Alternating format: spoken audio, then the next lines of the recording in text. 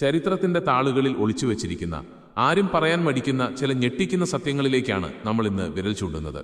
ഇസ്ലാമിക ചരിത്രത്തിലെ ഏറ്റവും വലിയ ആഭ്യന്തര കലഹങ്ങളുടെയും ചോരപ്പുഴകളുടെയും കഥയറിയണമെങ്കിൽ നമ്മൾ അബൂബക്കറിന്റെ ഭരണകാലത്തേക്കൊന്ന് പിന്നോട്ട് സഞ്ചരിക്കണം.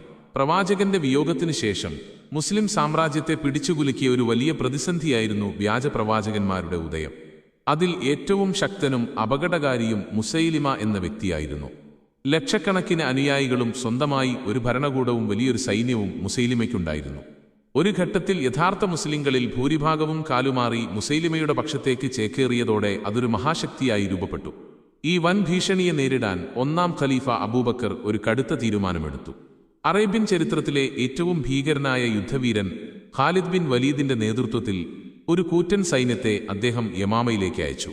യമാമയിലെ ആ കോട്ട ലക്ഷ്യമാക്കി നീങ്ങിയ മുസ്ലിം സൈന്യത്തെ കാത്തിരുന്നത് സങ്കൽപ്പാക്കാൻ പറ്റാത്തത്ര ക്രൂരമായ ഒരു പോരാട്ടമായിരുന്നു. യുദ്ധത്തിന്റെ ആദ്യഘട്ടത്തിൽ മുസ്ലിം പക്ഷത്തുണ്ടായിരുന്ന പ്രമുഖരായ യോദ്ധാക്കൾ ഒന്നൊന്നായി മരിച്ചു വീണു. പരാജയം തീർച്ചയാണെന്ന് ഉറപ്പിച്ച ഒരു ഇരുണ്ട നിമിഷത്തിലേക്ക് കാര്യങ്ങൾ എത്തി നിൽക്കുകയായിരുന്നു.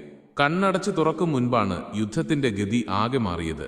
പരാജയത്തിന്റെ അരികിൽ നിന്ന് മുസ്ലിം സൈന്യം ചില അപ്രതീക്ഷിത തന്ത്രങ്ങളും ചതിപ്രയോഗങ്ങളും പുറത്തെടുത്തു. ഒടുവിൽ ആർക്കും തകർക്കാൻ കഴിയാത്ത ആ യമാമ കോട്ടയ്ക്കുള്ളിലേക്ക് ചിലർ രഹസ്യമായി അതിക്രമിച്ചു കയറി. അവിടെ വെച്ച് മുസൈലിമ ക്രൂരമായി വധിക്കപ്പെട്ടു. അങ്ങനെ ആ ചോരക്കളിക്ക് അറുതിയായെങ്കിലും ചരിത്രം രേഖപ്പെടുത്തിയത് സമാനതകളില്ലാത്ത ഒരു അരുംകൊലയുടെ കഥയാണ്. മുൻപ് നടന്ന എല്ലാ ഇസ്ലാമിക യുദ്ധങ്ങളിലും മരിച്ച വീരന്മാരുടെ ആകെ എണ്ണത്തേക്കാൾ കൂടുതൽ മനുഷ്യരാണ് ഈ ഒറ്റ ആഭ്യന്തര കലഹത്തിൽ മാത്രം ഇരുപക്ഷത്തുനിന്നുമായി മരിച്ചു വീണത്. എന്നാൽ മദീനയിലെ കൊട്ടാരത്തിൽ ഈ ചോരപ്പുഴ ഒഴുകുമ്പോൾ ഇസ്ലാമിലെ ഏറ്റവും പ്രമുഖനായ അലി തികച്ചും നിസ്സംഗനായി വീട്ടിൽ വാതിലടച്ചിരിക്കുകയായിരുന്നു. അബൂബക്കറിന്റെ ഭരണത്തോട് പൂർണ്ണമായും വിയോജിച്ചുകൊണ്ട് അദ്ദേഹം എല്ലാ ഔദ്യോഗിക ചടങ്ങുകളിൽ നിന്നും വിട്ടുനിന്നു. ഖലീഫക്ക് കൈകൊടുത്ത് പിന്തുണ പ്രഖ്യാപിക്കുന്ന ഔപചാരിക ചടങ്ങായ ബൈഅത്ത് ചെയ്യാൻ അലി കൂട്ടാക്കിയില്ല. പ്രവാചകപുത്രി ഫാത്തിമയുടെ മരണശേഷമാണ് അദ്ദേഹം ഇതിന് നിർബന്ധിതനായത് എന്ന് ചില ചരിത്രരേഖകൾ പറയുമ്പോൾ അദ്ദേഹം ഒടുക്കം വരെ അതിന് തയ്യാറായില്ല എന്ന് വാദിക്കുന്നവരുമുണ്ട്.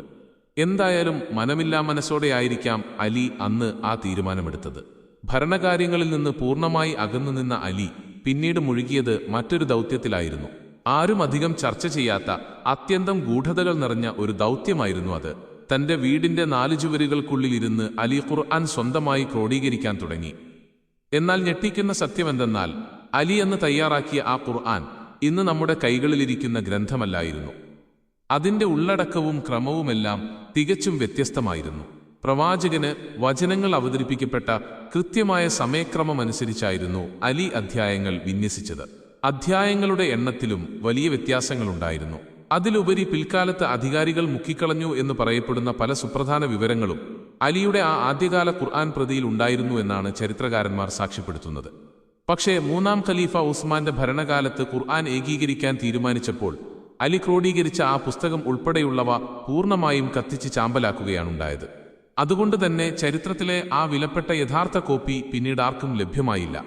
ഈ വലിയ സംഭവ വികാസങ്ങൾക്കിടയിലാണ് 1ാം ഖലീഫ അബൂബക്കറിന്റെ ജീവിതത്തിന്റെ അവസാന നാളുകളിൽ തികച്ചും അപ്രതീക്ഷിതമായി ഒരു മകൻ ജനിക്കുന്നത്. അവസാനത്തെ ഭാര്യയിലുണ്ടായ ആൺകുട്ടിക്ക് മുഹമ്മദ് എന്ന് പേരിട്ടു. ഇനി വരാൻ പോകുന്ന അധികാര പോരാട്ടങ്ങളുടെയും ചോരപ്പുഴകളുടെയും കേന്ദ്രബിന്ദു ഈ മുഹമ്മദ് ആയിരിക്കും എന്ന കാര്യം നിങ്ങൾ മനസ്സിൽ ഓർത്തുവെക്കുക. അബൂബക്കറിന്റെ ആ ചുരുങ്ങിയ ഭരണകാലത്ത് പുതിയ പ്രദേശങ്ങൾ കീഴടക്കാൻ ഇസ്ലാമിക സൈന്യത്തിന് വലിയ അവസരങ്ങൾ ലഭിച്ചിരുന്നില്ല. കാരണം സാമ്രാജ്യത്തിനകത്ത് തന്നെ ഉയർന്നുവന്ന വിമതരെയും മതം ഉപേക്ഷിച്ചുപോയ മുർത്തദുകളെയും അടിച്ചമർത്താനാണ് അദ്ദേഹത്തിന് കൂടുതൽ സമയവും പടയാളികളെയും വിനിയോഗിക്കേണ്ടി വന്നത്. ഒടുവിൽ തന്റെ മരണം അടുത്തുവെന്ന് തിരിച്ചറിഞ്ഞ അബൂബക്കർ ഇസ്ലാമിക ചരിത്രത്തെ മാറ്റിമറിച്ച ഒരു പ്രഖ്യാപനം നടത്തി. ജനാധിപത്യപരമായ യാതൊരു രീതിയും പിൻപറ്റാതെ അടുത്ത ഖലീഫയായി ഉമറിനെ അദ്ദേഹം നേരിട്ട് നാമനിർദ്ദേശം ചെയ്യുകയായിരുന്നു. അങ്ങനെ 2ാം ഖലീഫയായി ഉമർ അധികാരമേറ്റു. നീണ്ട 10 വർഷത്തെ തന്റെ ഭരണകാലം കൊണ്ട് ഉമർ ഇസ്ലാമിക സാമ്രാജ്യത്തിന്റെ അതിരുകൾ അറേബ്യയ്ക്ക് പുറത്തേക്ക് വൻതോതിൽ വ്യാപിപ്പിച്ചു. ഈജിപ്ത്, സിറിയ, ഇറാഖ് തുടങ്ങിയ വൻ ഭൂപ്രദേശങ്ങൾ കീഴടക്കി ഒരു മഹാസാമ്രാജ്യമായി ഇസ്ലാം വളർന്നത് ഉമറിന്റെ കാലത്താണ്. എന്നാൽ ഇവിടെയാണ് ചരിത്രത്തിലെ ഏറ്റവും വലിയ വൈരുദ്ധ്യം ഒളിഞ്ഞിരിക്കുന്നത്. ഈ വൻ പടയോട്ടങ്ങൾക്ക് നേതൃത്വം നൽകാൻ ഉമർ തിരഞ്ഞെടുത്തത് പ്രവാചകൻ മുഹമ്മദ് നബിയുടെ ഏറ്റവും കടുത്ത ശത്രുക്കളായിരുന്ന മക്കയിലെ പ്രമാണിമാരുടെ മക്കളെയായിരുന്നു. മക്ക കീഴടക്കുന്നതുവരെ ഇസ്ലാമിനെ ഇല്ലാതാക്കാൻ നോക്കിയ വലീദ് ബിൻ മുഗീറയുടെ മകൻ ഖാലിദ് വലീദും ആസ് ബിൻ വായിലിന്റെ മകൻ അംറു ബിൻ ആസുമായിരുന്നു ഉമറിന്റെ വിശ്വസ്തരായ സൈന്യാധിപന്മാർ. ഇതോടെ വലിയൊരു അധികാരമാറ്റമാണ് സാമ്രാജ്യത്തിൽ സംഭവിച്ചത്. ആദ്യകാലം മുതൽ ഇസ്ലാമിനെ നെഞ്ചിലേറ്റിയ അൻസാറുകളും പ്രവാചകന്റെ യഥാർത്ഥ അവകാശികളായ അലിയും കുടുംബവുമെല്ലാം ഭരണത്തിന്റെ തലപ്പത്തുനിന്ന് പൂർണ്ണമായി തഴയപ്പെട്ടു. പകരം ഇസ്ലാമിന്റെ ആദ്യകാല ശത്രുക്കളുടെ മക്കളാണ് അധികാരത്തിന്റെ അമരത്തേക്ക് ഉയർന്നു വന്നത്. ഇതിൽ ഏറ്റവും ശ്രദ്ധേയനായ വ്യക്തിയായിരുന്നു അംർ ബിൻ ആസ്. ഖുർആനിൽ വാലുമുറിഞ്ഞവൻ അഥവാ അബ്ദർ എന്ന് വിശേഷിപ്പിക്കപ്പെട്ട ആസ് ബിൻ വായിലിന്റെ മകനായ ഇദ്ദേഹമാണ് മുസ്ലിം സൈന്യത്തെ നയിച്ച് ഈജിപ്ത് മുഴുവൻ കീഴടക്കിയത്. അങ്ങനെ അദ്ദേഹം ഈജിപ്തിന്റെ ഗവർണറായി ചുമതലയേറ്റു. എന്നാൽ ഈജിപ്ത് കീഴടക്കുന്നതിനിടയിൽ അംർ ബിൻ ആസ് അവിടെ അത്യന്തം വിചിത്രമായൊരു കാഴ്ച കണ്ടു. റോമാ സാമ്രാജ്യം പടുത്തുയർത്തിയ അലക്സാൻഡ്രിയയിലെ ആ മഹാ ലൈബ്രറിയായിരുന്നു അത്. അന്നത്തെ ലോകത്തിലെ ഏറ്റവും വലിയ വിജ്ഞാന സമ്പത്തായ ശാസ്ത്രം, തത്വചിന്ത, ചരിത്രം എന്നിവയെല്ലാം അടങ്ങിയ പുസ്തകങ്ങളുടെ വൻ ശേഖരം ആ കോട്ടയ്ക്കുള്ളിൽ ഉണ്ടായിരുന്നു. ഇതൊരു വലിയ ആത്മീയ വിപത്തായി കരുതിയ അംർ ബിൻ ആസ് ഈ ഗ്രന്ഥങ്ങൾ എന്തു ചെയ്യണം എന്ന് ചോദിച്ച് ഖലീഫ ഉമറിന് അടിയന്തരമായൊരു കത്തയച്ചു. അതിന് ഖലീഫ നൽകിയ മറുപടി ലോക ചരിത്രത്തെ തന്നെ ഞെട്ടിക്കുന്നതായിരുന്നു. ആ ലൈബ്രറിയിലുള്ള പുസ്തകങ്ങളിൽ ഖുർആനിലുള്ള കാര്യങ്ങളാണെങ്കിൽ അത് നമുക്ക് ആവശ്യമില്ല, കാരണം അത് ഖുർആനിൽ തന്നെയുണ്ടല്ലോ. ഇനി ഖുർആനിലില്ലാത്ത കാര്യങ്ങളാണെങ്കിൽ അത്തരം വിജ്ഞാനങ്ങളും നമുക്ക് ആവശ്യമില്ല. അതുകൊണ്ട് ആ ലൈബ്രറി മുഴുവനായി കത്തിച്ചു കളയുക. ഇതായിരുന്നു ഖലീഫ ഉമറിന്റെ കൽപ്പന. ആ മറുപടി അനുസരിച്ച് 5000-ഓളം വരുന്ന പടയാളികൾക്ക് തണുപ്പുകാലത്ത് കുളിക്കാൻ വെള്ളം ചൂടാക്കാനുള്ള വിറകായി ആ മഹാവിജ്ഞാന ശേഖരം കത്തിച്ച് ചാമ്പലാക്കി എന്നാണ് ഷിയാ ചരിത്രരേഖകൾ വ്യക്തമാക്കുന്നത്. സുന്നി പതിപ്പുകളിൽ മാത്രം ഒതുങ്ങാതെ ഷിയാ ചരിത്രവും തബരിയുടെ രേഖകളും നിഷ്പക്ഷമായി പരിശോധിച്ചാൽ മാത്രമേ ചരിത്രത്തിലെ ഇത്തരം ചില കൈപ്പേറിയ യാഥാർത്ഥ്യങ്ങൾ നമുക്ക് തിരിച്ചറിയാൻ സാധിക്കൂ. പലപ്പോഴും തങ്ങളുടെ താൽപ്പര്യങ്ങൾക്കനുസരിച്ച് ഇരുവിഭാഗങ്ങളും ചരിത്രത്തിൽ കൂട്ടിച്ചേർക്കലുകളും തിരുത്തലുകളും വരുത്തിയിട്ടുണ്ട് എന്നത് ഒരു യാഥാർത്ഥ്യമാണ്. ഈ ലൈബ്രറി കത്തിച്ച സംഭവം വെറും നുണയാണെന്ന് പറഞ്ഞ് ആധുനിക ചരിത്രകാരന്മാർ ഇസ്ലാമിനെ വെള്ളപൂശാൻ ശ്രമിക്കാറുണ്ട്. എന്നാൽ അലിയുടെ ഹദീസുകളും ചരിത്രവും അടങ്ങിയ ഷിയാക്കളുടെ പ്രമുഖ ഗ്രന്ഥമായ നഹ്ജുൽ ബലാഗയിൽ ഈ ക്രൂരത കൃത്യമായി രേഖപ്പെടുത്തിയിട്ടുണ്ട്. ഈ 10 വർഷത്തെ പ്രതാപഭരണത്തിന് ഒടുവിലാണ് രണ്ടാം ഖലീഫ ഉമറിന്റെ അന്ത്യം കുറിച്ച ആ അപ്രതീക്ഷിത ദുരന്തം സംഭവിക്കുന്നത്. ഒരു പേർഷ്യൻ അടിമയുടെ രൂപത്തിലാണ് മദീനയിലെ പള്ളിയിലേക്ക് മരണം നടന്നു കയറിയത്. അബൂലുലു എന്നു പേരുള്ള ആ പേർഷ്യൻ അടിമപ്പള്ളിക്കുള്ളിൽ വെച്ച് ഖലീഫ ഉമറിനെ പിന്നിൽ നിന്ന് ക്രൂരമായി വെട്ടിവീഴ്ത്തുകയായിരുന്നു. ആ മാരകമായ മുറിവുകളോടെ 2-3 ദിവസം കൂടി ജീവിച്ച ശേഷമാണ് രണ്ടാം ഖലീഫ ഈ ലോകത്തോട് വിട പറയുന്നത്. ഒരു അടിമ എന്തിനാണ് ഇത്രയും വലിയൊരു സാമ്രാജ്യത്തിന്റെ തലവനെ കൊലപ്പെടുത്തിയത് എന്നത് ഇന്നും വലിയൊരു ദുരൂഹതയാണ്. ഉടമയുമായുള്ള സാമ്പത്തിക തർക്കത്തിൽ ഖലീഫയെതിരായി വിധി പ്രസ്താവിച്ചതിന്റെ വൈരാഗ്യമാണ് കാരണമെന്ന് ചരിത്രകാരന്മാർ പറയുന്നുണ്ടെങ്കിലും ഒരു സാധാരണ അടിമ ഇത്രയും നിസ്സാര കാര്യത്തിന് ഖലീഫയെ വധിക്കുമെന്ന് കരുതാൻ കഴിയില്ല. ഇതിന് പിന്നിൽ വലിയൊരു കൊട്ടാര ഗൂഢാലോചന നടന്നിട്ടുണ്ടാകാനാണ് സാധ്യത. ഈ കൊലപാതകത്തിന് ശേഷം മരണക്കിടക്കയിൽ കിടന്ന ആ ചുരുങ്ങിയ ദിവസങ്ങൾ കൊണ്ടാണ് ഉമർ അടുത്ത വലിയ ഭരണപ്രതിസന്ധിക്ക് അടിത്തറയിട്ടത്.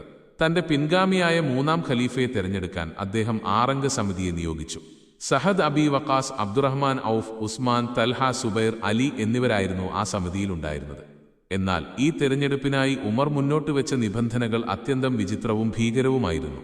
സുന്നി ഷിയ ചരിത്ര ഗ്രന്ഥങ്ങളിൽ ഒരേപോലെ വിവരിക്കുന്ന ആ നിബന്ധനകൾ സാമ്രാജ്യത്തെ ചോരക്കളമാക്കാൻ പോന്നതായിരുന്നു. ആ നിബന്ധനകൾ ഇങ്ങനെയായിരുന്നു: 6 പേരും ഒരുമിച്ചൊരാളെ തിരഞ്ഞെടുത്താൽ പ്രശ്നമില്ല. എന്നാൽ ഭൂരിപക്ഷം പേർ ഒരാളെ തിരഞ്ഞെടുക്കുകയും ഒരാൾ മാത്രം അതിനെ എതിർക്കുകയും ചെയ്താൽ ആ എതിർക്കുന്ന വ്യക്തിയെ അപ്പോൾ തന്നെ കൊന്നുകളയണം. ഇനി 2 പേരാണ് എതിർക്കുന്നതെങ്കിൽ ആ 2 പേരെയും വധിക്കണം. 3-3 എന്ന നിലയിൽ സമനില വരികയാണെങ്കിൽ ഉമറിന്റെ മകൻ അബ്ദുല്ലയുടെ കാസ്റ്റിംഗ് വോട്ട് അനുസരിച്ച് തീരുമാനമെടുക്കാം. ഈ ഭീകരമായ നിയമങ്ങളുടെ നിഴലിലാണ് തെരഞ്ഞെടുപ്പ് ചർച്ചകൾ ആരംഭിച്ചത്. പ്രതീക്ഷിച്ചതുപോലെ സമിതി കൃത്യമായി 2 ചേരികളായി തിരിഞ്ഞു. ഉസ്മാന്റെ പക്ഷത്ത് 3 പേരും അലിയുടെ പക്ഷത്ത് 3 പേരുമായി സമനിലയായി. ഉസ്മാന് അനുകൂലമായി വോട്ട് ചെയ്ത അബ്ദുറഹ്മാൻ ഔഫ് ഈ കെട്ടുപാടിൽ നിന്ന് പുറത്തുകടക്കാൻ ഒരു തന്ത്രം പ്രയോഗിച്ചു. അദ്ദേഹം ഉസ്മാനോടും അലിയോടും ഒരേ ചോദ്യം ചോദിച്ചു: ദൈവത്തിന്റെ കിതാബും പ്രവാചകചര്യയും മുൻ ഖലീഫമാരുടെ രീതികളും അനുസരിച്ച് ഭരിക്കുമോ എന്നതായിരുന്നു ആ ചോദ്യം. മുൻ ഖലീഫമാരുടെ രീതികൾ പിന്തുടരാൻ കഴിയില്ലെന്ന് അലി വ്യക്തമാക്കിയപ്പോൾ ഉസ്മാൻ ആ 3 വ്യവസ്ഥകളും പൂർണ്ണമായി അംഗീകരിച്ചു. ഇതോടെ അബ്ദുറഹ്മാൻ ഔഫ് ഉസ്മാനെ 3-ാം ഖലീഫയായി പ്രഖ്യാപിച്ചു. എന്നാൽ ഈ പ്രഖ്യാപനത്തോടെ ഇസ്ലാമിക ചരിത്രത്തിലെ ഏറ്റവും വലിയ ആഭ്യന്തര കലഹങ്ങൾക്കാണ് തിരിതെളിഞ്ഞത്. അലി ഒരിക്കലും അധികാരത്തിൽ വരരുത് എന്ന് നിർബന്ധമുള്ള ഒരു വലിയ വിഭാഗം അന്ന് മദീനയിലുണ്ടായിരുന്നു.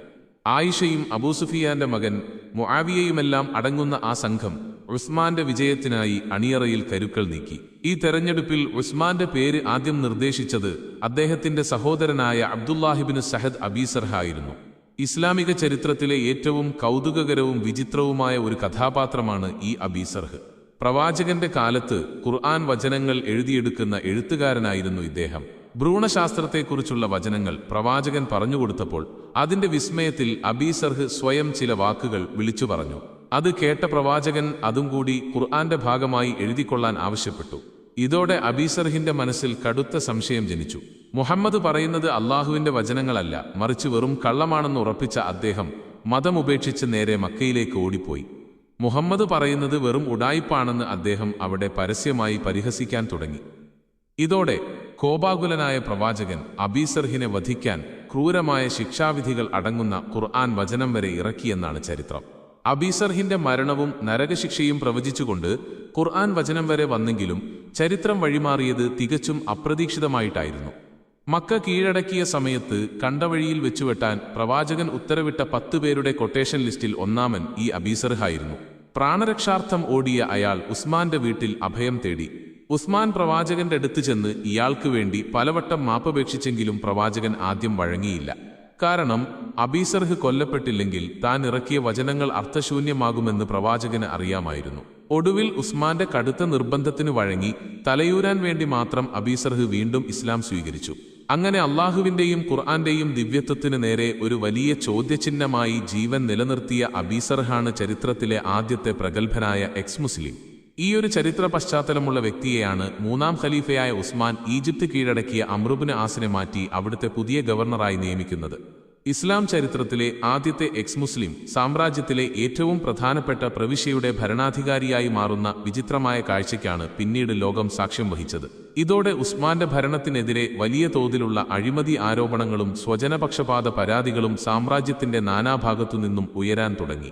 ഉസ്മാന്റെ ആ 13 വർഷത്തെ ഭരണകാലത്ത് സാമ്രാജ്യം വല്ലാതെ വികസിച്ചെങ്കിലും അതിലൂടെ ലഭിച്ച വൻ യുദ്ധമുതലുകളും സ്നേഹർഭങ്ങളായ സ്വർണ്ണവെള്ളികളും ഇസ്ലാമിക നിയമപ്രകാരമല്ല വീതം വെക്കപ്പെട്ടത്. സ്വന്തം ബന്ധുക്കൾക്കും ഉമയ്യദ് കുടുംബക്കാർക്കും അദ്ദേഹം പൊതുമുതൽ വാരിക്കോരി നൽകി. സ്വന്തം സഹോദരനായ ഒരു മദ്യപാനിയെയാണ് അദ്ദേഹം കൂഫയിലെ ഗവർണറാക്കിയത്. അയാൾ ലഹരിമൂത്ത് പ്രാർത്ഥനാ സമയങ്ങൾ പോലും തെറ്റിച്ചപ്പോൾ ജനങ്ങൾ തെരുവിലിറങ്ങി. ഉസ്മാന്റെ ഈ കൊടിയ അഴിമതികളെ ചോദ്യം ചെയ്ത പ്രവാചകന്റെ ഉറ്റ അനുചരൻ അബൂദറിന് വെള്ളം പോലും കിട്ടാത്ത വിജനമായ മരുഭൂമിയിലേക്ക് നാടുകടത്തുകയാണ് ഖലീഫ ചെയ്തത്. അവിടെ അദ്ദേഹം പട്ടിണി കിടന്ന് മരിച്ചു. ഭരണകൂടത്തിന്റെ ഈ ക്രൂരതകൾക്കെതിരെ അൻസാറുകളും അലിയുടെ അനുയായികളും ഒന്നിച്ചു ചേർന്ന് മദീനയിലെ ഖലീഫയുടെ കൊട്ടാരം ലക്ഷ്യമാക്കി മാർച്ച് ചെയ്തു. ആയിരക്കണക്കിന് വരുന്ന ആ വിപ്ലവ സൈന്യം കൊട്ടാരം വളഞ്ഞു. നീണ്ട 40 ദിവസത്തെ കടുത്ത ഉപരോധത്തിനൊടുവിൽ അവർ കൊട്ടാരവാതിൽ തല്ലിപ്പൊളിച്ച് അകത്തു കയറി. അവിടെ ചോര മരവിക്കുന്ന ഒരു രംഗമാണ് അരങ്ങേറിയത്. 1ാം ഖലീഫ അബൂബക്കറിന്റെ മകൻ മുഹമ്മദാണ് ആദ്യം ഉസ്മാന്റെ മുടിയിൽ പിടിച്ചു വലിച്ചത്. ആ നിമിഷം മറ്റൊരു യോദ്ധാവ് വന്ന് ഇരുമ്പുവടി കൊണ്ട് ഖലീഫയുടെ തലയടിച്ചു പൊട്ടിച്ചു. വാളുകൊണ്ടുള്ള വെട്ടേറ്റ് സ്വന്തം ഭാര്യയുടെ വിരലുകൾ അറ്റുവീഴുന്നത് നോക്കി നിൽക്കെ ഉസ്മാൻ ചോരയിൽ കുളിച്ച് അവിടെ തന്നെ മരിച്ചു വീണു. ഇസ്ലാമിക ചരിത്രത്തിലെ ആദ്യത്തെ ഖലീഫയുടെ ക്രൂരമായ ഈ കൊലപാതകവും അതിന് പിന്നിലെ അധികാരക്കെതിരും ഒട്ടേറെ ചോദ്യങ്ങളാണ് ബാക്കി വയ്ക്കുന്നത്. ഈ വലിയ അധികാര പോരാട്ടത്തിൽ യഥാർത്ഥത്തിൽ നീതി പുലർന്നോ, അതോ ഇസ്ലാം ഒരു സാമ്രാജ്യത്വ ശക്തിയായി മാറുകയായിരുന്നോ? നിങ്ങളുടെ വിലയേറിയ അഭിപ്രായങ്ങൾ താഴെ കമന്റ് ബോക്സിൽ രേഖപ്പെടുത്തുമല്ലോ.